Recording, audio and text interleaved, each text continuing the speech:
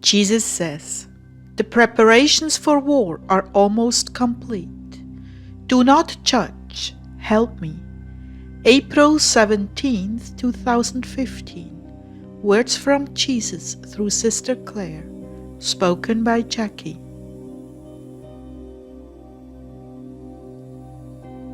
Jesus began, "I told you I would speak to you every night. It's not your performance that determines that. It is my word, beloved." Are you upset with me, Lord? I tried to do the right thing today.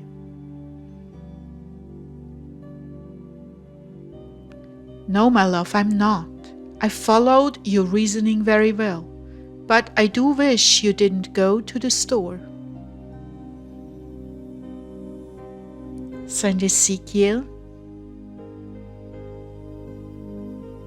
if you have to, yes. Things are drawing to a close in preparation for this war.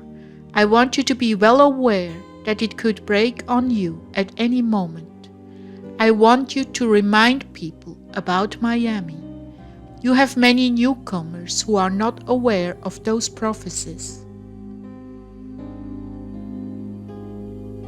Here a short insight into the vision regarding Miami. Nuclear annihilation of Miami followed by nuclear attacks on American cities. I was not shown other parts of the world, except that the attacks were in some way instigated from northeastern Europe, and the missiles originated in the Middle East. Whether they were fired from there or were operated by Middle Easterners was not clear. More in the message, nuclear annihilation of Miami will precede the rapture.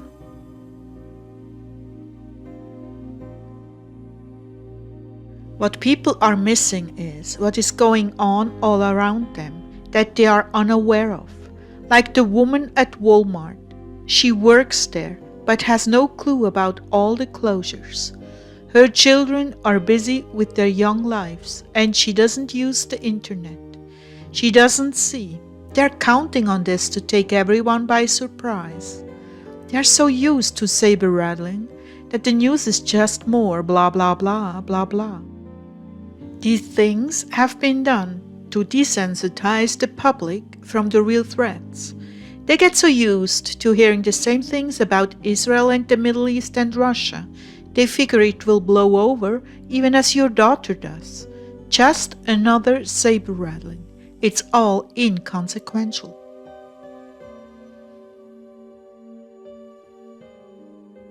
There's nothing you can do to change that. As you've noticed, when you tell them what's going on, they just look at you with a blank stare. This town is very provincial, which is to its benefit, for it is considered one of the safer places to be, preserved for vacationing. In fact, many places in the US are tourist destinations, and the wealthy government officials have set them out to be mostly untouched, so they can continue to be used for that purpose. Even their children frequent this place. What I'm trying to say is that this place has a degree of protection. It is out of harm's way. Areas that are most dangerous are crossroads of major highways. Key points in transportation will be secured very quickly. Out-of-the-way locations will be for the most part ignored unless it is discovered that there are hostiles living there.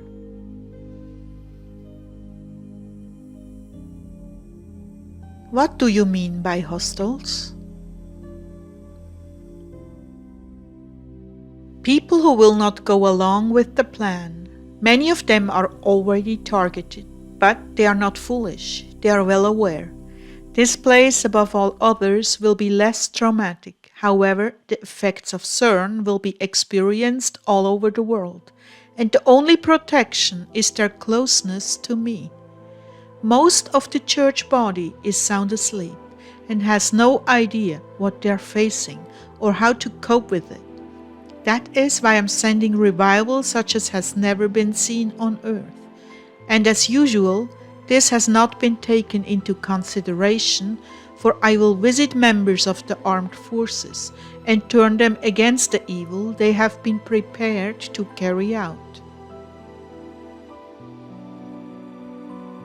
All persons, with exception of those made by men, will get the opportunity to change course. There will be a great falling away from the military, as ordinary men see what is being done to their country, their mothers, fathers, grandparents. They will be struck deeply in their conscience and foil many maneuvers to further destroy this country.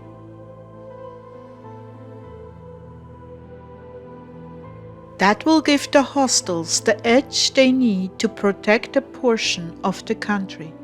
Do you see, Clare? I too have made my plans. I too have made my preparations, and the supposed wisdom of men I will turn to foolishness.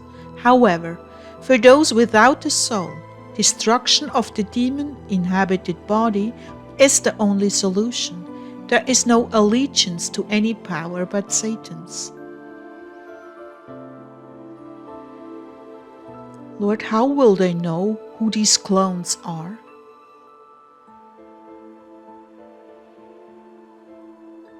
The eyes are the window to the soul.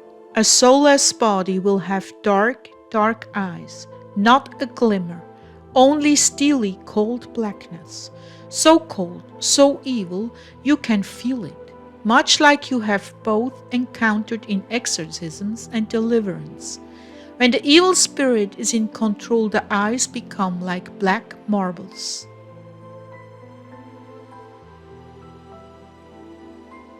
Oh Lord, thank you for speaking with me. This is the absolute high point of my day, except for worship. I know, my love. That is why I assured you. It is not your performance that makes this possible, it is my mercy and nothing more. I love the sweet little flock I've sent you, soul by soul. I love them dearly, and it is my great desire to speak with them every day. Oh, how I love them, and what I will leave behind for others will be invaluable in building their faith. There will be a great harvest from these messages, and I will have many followers who will be strengthened.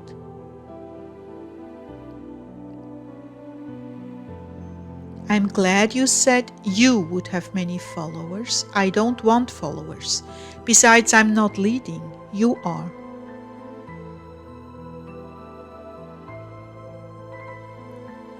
This is very true, but nonetheless you will be misunderstood by those who have hidden agendas, jealousies, and just refuse to open their hearts. They will suffer the most. It is good for you to continue to teach how destructive judgment is to a soul. It is good for all of you to take these words to heart and not allow an entrance for pride and judgment.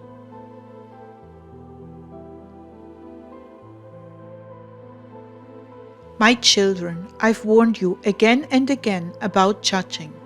But when you judge my prophets, you incur serious repercussions in your life immediately. You will find that the results will be immediate because I'm trying to break you of this wicked habit. Do you understand? When you judge others, and especially my vessels unto honor, that you invite in a host of demons to sift you and your family?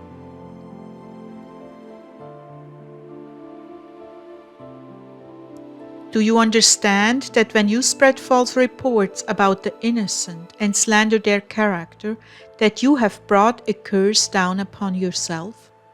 I've to tell you, you will see more and more division and strife among your friends for such behavior, because beneath it all there is spiritual jealousy, the most destructive force in my body.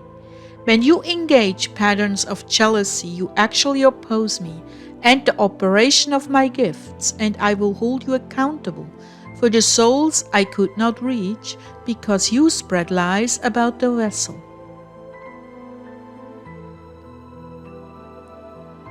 1 Corinthians 1:10.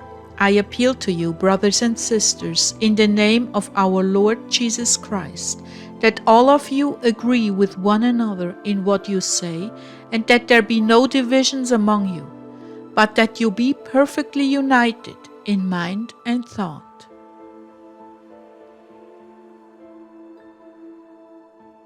I want to take a moment here and confess to you all that in the past, if someone hurt me or had something I really wanted but didn't have, I would get jealous and find fault with them. In the beginning of our marriage, Ezekiel and I had some really terrible problems, strife and misunderstanding, to the point where it is an absolute miracle that we stayed together.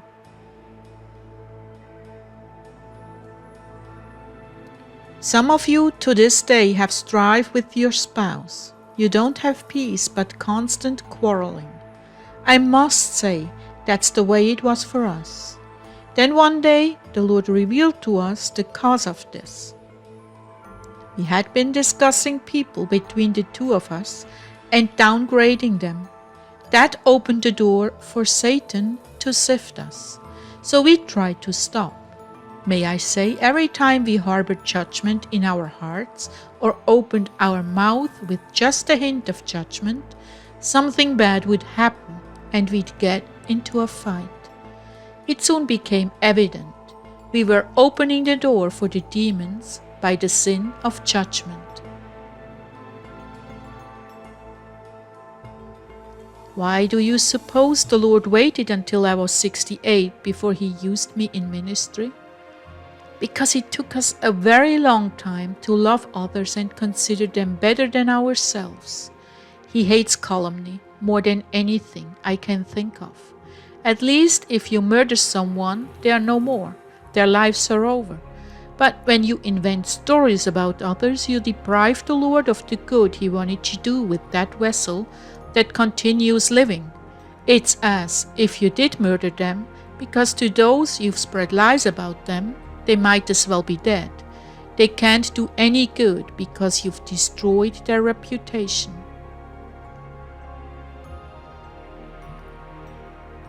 Now, Ezekiel and I have a wonderful and peaceful relationship, and I tell you the truth. The major thing that changed our dynamics was thinking the best about others and refusing to gossip or listen to gossip. And God help us if we are foolish enough to slip up. It always results in unpleasantness. Please, dear ones, take this to heart. See, he who is bound with wickedness and has conceived trouble and brought forth falsehood, he has made a pit and dug it out, and he falls into the pit he made. His trouble turns back upon his own head, and his wickedness comes down on the top of his head. Psalm 7, 14-16. Okay, Lord, I had my say. And a very good say it was too. Unfortunately, there will be some who cannot receive this, but perhaps you can receive. By their fruits you will know them. And I encourage you to look at the fruits of those whom I've chosen to minister. There you will find their accreditation.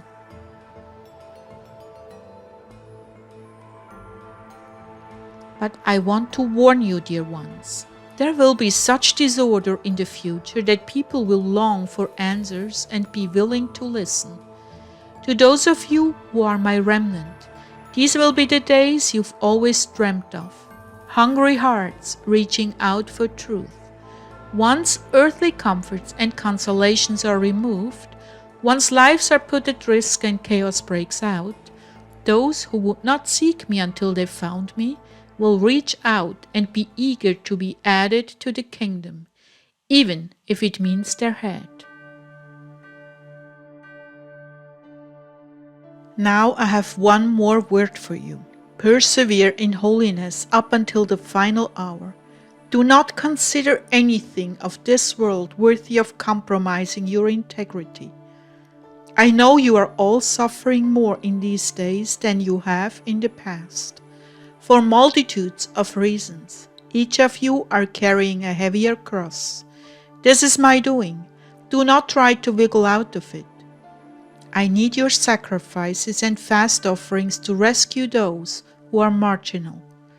Those who are just biding their time in the world figure things will go on forever and they don't have to look at who they are before me. These are the ones we are fighting for now. Claire, some of your children are in this group. For many of you, it is children, grandchildren, husbands, wives, dear friends, and distant relatives. You have tried over and over again to get their attention, but your words sailed by them in the wind. Still, I'm working with them on a level you cannot see or sense. It is hidden to you. Part of the reason for this is that I don't want you to step in and spoil it. There is much resistance built up to you, and I'm speaking to their hearts in a totally different way.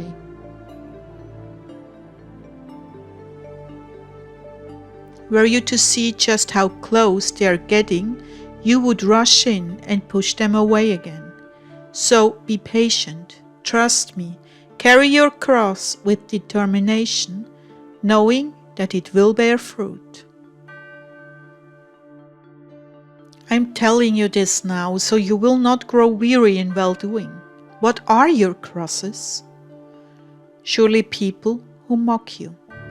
Inconveniences like flat tires, frustrations when things aren't working for you, mental and spiritual pain, when you are travailing for others and they simply show no signs of conversion. You mothers and fathers are suffering greatly because the world is so enticing to your children, you just can't compete with it or their peers. Mental health, depression, anxiety. Some of you are carrying almost unbearable crosses. Cry out to me and I will strengthen you. And last but not least, in any sense of the word, physical pain and illness. For those of you who have chronic conditions that refuse to yield to prayer and positive confession, that by my stripes you are healed, to those of you I say indeed, you are suffering for me. Indeed, you are bringing forth the sweet fruit of conversion that you will see on that day, rather than being steeped in condemnation from the inside or outside. You are not healed because there is sin in your life, because you lack faith, because you aren't right with God. I say to you, lies, lies, lies. This is a critical time of great importance. Soon many who are not right with me will die. I'm pouring out graces right now to bring them to me before it's too late. I am receiving your suffering as a fast offering. You have longed to serve but feel frustrated because of illness incapacitating you. Little do you know that you're majorly responsible for the success of ministers who are high profile and reaping a harvest. Little do you know that I've chosen you because you love me and are willing to suffer anything for me. So brush away those condemning voices and be comforted in me. You are my partners in the redemption of the lost. My brides, I truly adore each and every one, and if you feel your cross is heavier than the ones others are carrying, understand, it is your great love for me that enabled me to place this cross on your back.